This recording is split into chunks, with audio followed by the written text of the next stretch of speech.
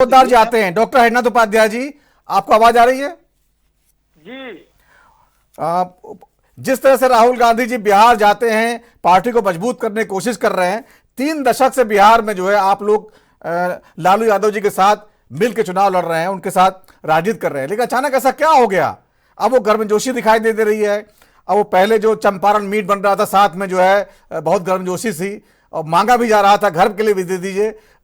इस बार वो कहां गायब है? लगातार जो है इंडिया गठबंधन जो जिस तरह से बयान दिया लालू जी ने, वही इसके पीछे मुद्दा है क्या?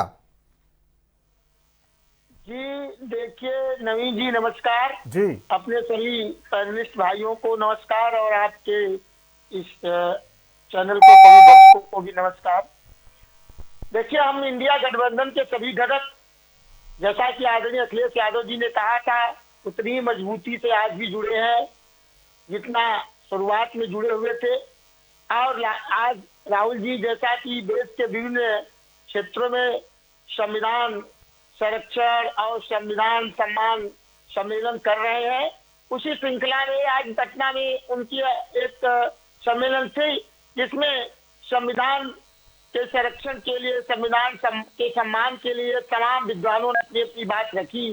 निश्चित रूप से इधर के कई वर्षों में जिस तरह से एनडीए और भारतीय जनता पार्टी ने संविधान को जो है समाप्त करने का प्रयास कर रही थी, हालांकि लोकसभा चुनाव में 400 पार का नारा जो फेल हुआ तो ये फिर वापस लौट आए, लेकिन ये दिखावटी वापस आती है। ये अंदर अंदर से जो ही मौका मिलेगा और समय समय पर संविधान का अपमान करने का प्रयास करते हैं। चाहे बाबा साहब का लोकसभा में अपमान करना हो, चाहे संविधान की जो धाराएं हैं उनका उल्लंघन करना हो, सबको लेकर, ये चुनाव आयोग को लेकर हो, संवैधानिक संस्थाओं को लेकर हो, तो विपक्ष के नेता को कितना महत्व देना चाहिए उसको लेकर हो, तो ये निश्चित रूप से संविधान का अपमान करने का काम कर रहे हैं। जहां तक आप कह रहे हैं हमारा घटक उतनी ही मजबूत है आज लालू जी से और तेजस्वी से जो, लेकिन उपाध्याय जी जिस तरह से जाति जनगणना जब कराई गई थी ये 2023 में, तो आपकी सरकार जो है, आपकी भी पार्टी जो है सरकार का हिस्सा थी। नीतीश जी जरूर अगुवाई कर रहे थे, तेजस्वी जी भी थे, अगुवाई कर रहे थे, डिप्टी सीएम थे। अब आप लोग उसको मानने से इनकार कर रहे हैं। उसके आंकड़े भी जारी हो चुके हैं। आप लोगों ने तब उसको उसकी जो है वाहवाही लूटी थी कि हमने भी देखिए योगदान दिया है, अभी मानने से इनकार कर रहे हैं। इसके पीछे क्या क्या कारण है?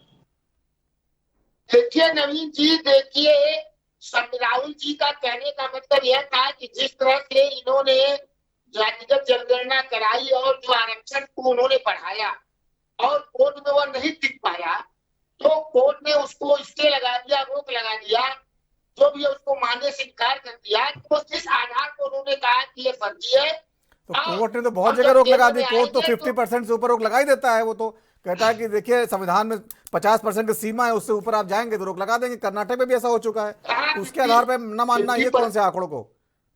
नवीन जी 50% से ऊपर तो हर जगह है आरक्षण, कहाँ 50 पर रोक लगाई? 60% तो ऐसे ही है। 10% ईडब्ल्यूएस का आरक्षण मिला दिया जाए तो कहीं कहीं बहुत से राज्यों में बढ़ भी गया है। भागीदारी देनी है तो बढ़ेगा, कई राज्यों में बढ़ा है। तो जब सरकार पैरवी कमजोर करेगी तो ऐसे ही होता है। वो इस संदर्भ में उनके कहने का मतलब था। राहुल गांधी जी कितने % आरक्षण चाहते हैं देश में? 60% अगर हो गया तो कितना चाहते हैं वो?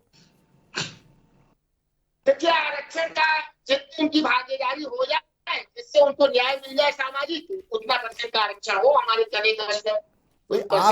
आपकी सरकार की जाति जनगणना के आंकड़े हैं, उसमें 60-63% तो पिछड़ा वर्ग समाज के लोग हैं। अगर 63% उनको दे दीजिए, फिर जो है बाकी अनुसूचित जाति जनजाति, बाकी सामान्य वर्ग 15% है, तो बाकी 85% आरक्षण में आता है पूरा। तो राहुल गांधी जी पूरा 85% आरक्षण के लिए तैयार हैं? आपकी पार्टी में इतने पद पहले मिलने चाहिए लोगों को। राहुल जी ने कहा 85% आरक्षण के लिए? वो तो गरीब, जो सामान्य गरीब वर्ग है उनके लिए ही तो बात करते हैं, उनकी भी हित की बात करते हैं। भाई उनको भागीदारी दीजिए, सामाजिक न्याय के जो मानदंड है उसको पूरा कीजिए। उपाध्याय जी यही तो सवाल है। पहले पार्टी से शुरू करिए ना, पार्टी से शुरू करिए। 85% गरीब जो पिछड़े जातियों के लोगों को अपने पद दीजिए, उसके बाद तो आप समाज में बदलाव ला पाएंगे ना।